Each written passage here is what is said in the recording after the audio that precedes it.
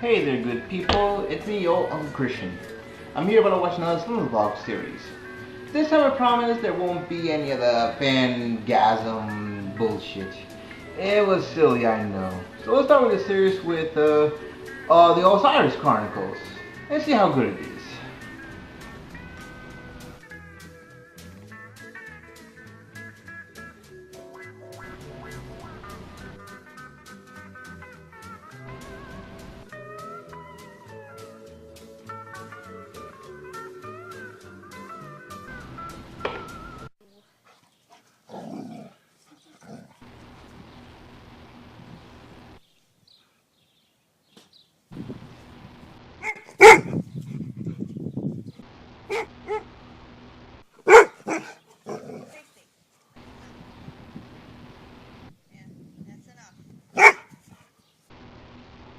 Is this series about dogs? Because I love dogs! Ooh, look at that little puppy! Ooh, look at that! Ooh, look at that! Ooh, look at that! Oh, look at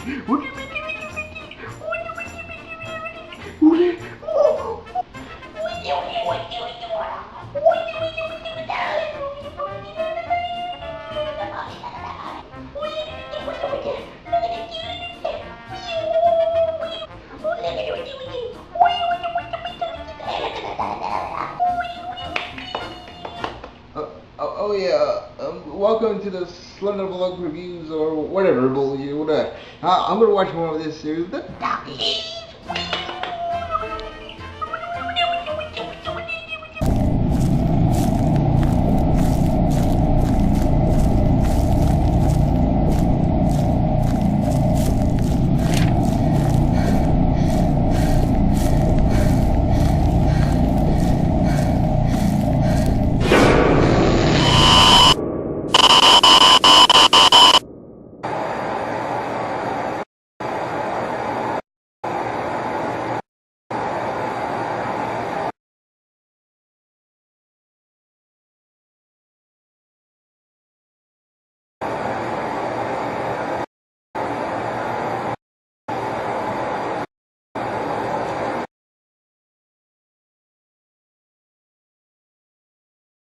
Hi there everyone. For those who've been watching the Slendervlog review series, you already know the format of how I've been doing these reviews. I do a summary of whatever Slendervlog I'm reviewing, then I do my best to give my opinions on each categories from story, characters, proxy or proxies, Slenderman, don't know if there's a multiple of Slenderman yet, and whatever comes after that. Well, the reason why I break the format, because I have done goofed. Again. Dumbass! The reason for the Dungoof moment is that I review Slendervlog. The key word is vlog or video log, however you want to pronounce it. You ask yourself right now, why is that so important? Well, little Jimmy, the reason why it's so damn important, because the series I'm reviewing is not originally a vlog. It's a blog. Yes, my dear friends, the other Slenderman based media is Slendervlogs. To make this quick as I can, for those who don't know what a blog is, we should break the question, do you still live in the 1980s, Grandpa? A blog is a journal that the whole world can read, and that's kind of the gist of it, more or less. The whole Slenderblogs is pretty much the person writing whatever events that happens and the details of their encounter with Slenderman. And now you're already asking yourself another question. Uncle Christian, why don't you do a review of both Slendervlogs and Slenderblogs? Ha ha ha ha! Oh, you're such a silly fool. Please, get out. Don't know if you know this or not, but each of those blogs is a fucking novel. And as much as that sounds disappointing to you, I may as well put a picture of a drywall and do a review of any of the blogs. I won't knock down the whole concept of Slenderblogs. And to be fair, I haven't gone out of my way to read one. For I know, it can be cool. So as much as I said I won't knock down the whole concept, it's just something about it doesn't make much sense to me. I get you writing down and putting details of your daily life, but to take time to write everything all down, it just seems it worth more trouble than it is. At least with Slendervlogs, it makes some sort of sense. You have a camera with you at all times, and you record whatever is going on, and you only have to edit up to a point if Slendervlogs were real. Another question need to be asked: how would you actually end your Slendervlog? I was doing some research just to see which Slendervlog is considered to be the oldest, and I read the endings to some of them, and their endings seem pretty disappointing. You either have some random person telling you that the author is dead, or it's the author, him or her, has gone crazy, or have the author said, well, this is it, so goodbye. The first two, I guess I can get it, though to have somebody who's not been with the author the whole time and don't know anything that's been going on, have that person write to the audience, well, the author is dead. It sounds so blah to me. At least being crazy makes some kind of sense, I guess. But having an author just go, well, I'm done, so goodbye, just seems so very anticlimactic. I've seen a handful of Slendervlogs, and for what I can tell, just because you think the problem just stopped all of a sudden, doesn't really mean it actually stopped.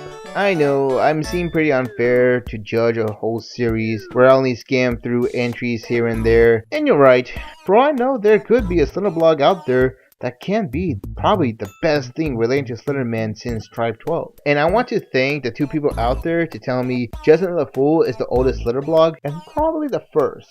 Not entirely sure on that. And you know, in some way, whether good or bad, it's a landmark of its own kind, I guess you can say. Justin the Fool and Marble Hornets can be the first to boom the whole Slenderman mythos, but now I'm getting completely off, since now you may have another question to ask. And that question is, why am I reviewing this series since it's mostly a Slendervlog? Good question. And the answer is because I was dumb enough not to actually look up on the Osiris Chronicles YouTube page to see an icon that directs me to the blog's homepage, or you know, go to that one Slendy site to do some research for it. I have no one to blame other than myself for it, and it's funny. As I read the description of the series on the Slender Wiki site, my memory kicks back in, and suddenly I remember why I was so hesitant to review this series since, you know, it's a Slendervlog. Then immediately I said fuck it. Maybe the series can stand on its own. For example, Star Wars. There are dozens and tons of spin-off, continuation, and stories that focus whichever characters and whatever movies, and for what I can gather, they do stand on their own. For the most part, at least. And the YouTube channel of the Osiris Chronicles does have 37 videos. So, does the Osiris Chronicles stand on its own? Well, kind of yes to a certain point. Then after that certain point, mostly no. The biggest problem with the series itself is that it's an requirement to go to the blog and read what's going on. All the meat of the character development and story is in the blog. See, if you would just watch the series on its own, it just seems a very bare bones Slendervlog. Till you go to video entry the kids, you're asking yourself, where was the build up to here? Then you watch more of this series, all of a sudden, hey, they're talking about going to the cemetery. Excuse me, but what? The cemetery during the daytime is a really crowded place. So we're probably gonna go at night because, you know, cemeteries at night is a very logical thing to do. Yeah, so we couldn't get in. It's a small one-car lane to get in, so we're gonna go when it's not crowded, which is nighttime, but I'm not going alone. I'm gonna find the Josh and Emma Collins gravestones. I can't really blame the series for going off the handle like that, since you do have to read the blog in order to know what's going on, and I didn't. Like I said, until the video entry the kids, it did feel like it could stand on its own. It was pretty much bare bones, but it was nothing too bad about it. At the beginning, it looked like a vlog about dogs, then of course weird stuff happening to the camera, and then Slenderman pops out, ooh. I was actually really digging the whole concept of being a vlog about dogs, which did kind of remind me of 5002 with that series at the beginning being about a tour guide vlog. Or it could be because I'm a big dog person. If I see any dogs in any media, it's already a win for me. Yeah, I'm a big softie like that. I know I haven't gone through expressing who Tristan is. By the way, that's the main character, what Slenderman represents, and any peroxide name about. Again, it's so bare bones that it's really hard to actually give a complete full opinion on them, but I guess I'll do my best. Tristan seems like an okay average dude who cares about his dogs. Slenderman is just a big creeper who apparently goes around and kidnaps poor doggies. And surprise, motherfucker. Who the fuck is this dude? I guess he's supposed to be in a peroxy, or those dudes randomly are supposed to be the peroxy, or maybe those girls. I don't know. Yeah, that's as much as I got when I watched the series. I do have to say it was enjoyable. Yes, there were the what the fuck moments, but it was due to more they tell you everything that's going on in the blog. That's what I'm guessing from, and that was the really big negative in this series. If the creator would have foresaw that, maybe people will get a bit confused, the reason why the characters are going to the library to look up some information whatsoever, which you have never mentioned ever before in any of the videos, yeah, I can see how it could be a little hat scratching. I guess the only thing I could think of, the reason why for being a blog and the same time with the whole video thing, is that they probably couldn't do much on the YouTube channel. So the blog is the way to get around everything that's been going on.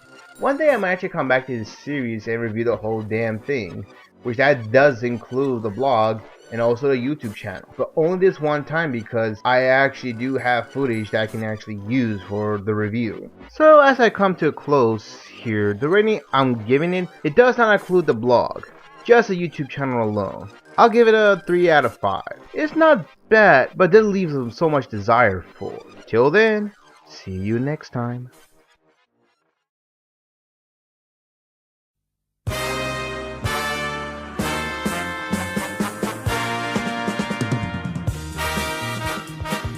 Sora ni kagayaku makana taiyo. Jet jaga, bokura no jaga. 地球の危ないその時は悪者どもに猛烈パンチゴジラとジャ